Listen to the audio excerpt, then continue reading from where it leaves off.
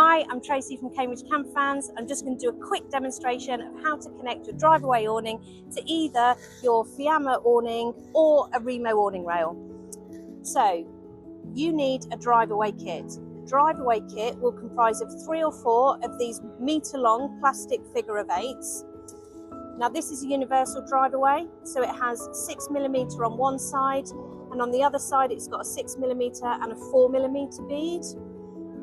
You can also get ones that are 6mm to 6mm, 6mm to 4m. Generally speaking, the 4m, which is the narrower, is the one that you need to fit into a Fiamma, and the 6mm is to be used in an awning rail.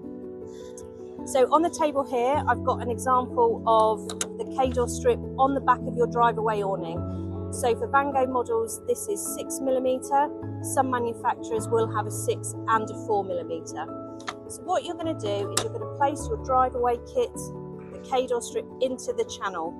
So this is a Fiamma, so I need the small 4mm bead, and I'm just going to slide that in there. I'm then going to use my plastic figure of 8 to connect the other half of that K-door strip to the strip on the back of the awning.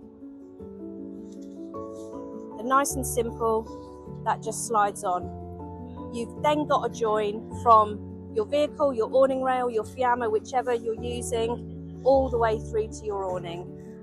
When you're ready to drive away, you simply take off the plastic figure of 8 and you're immediately disconnected from your van.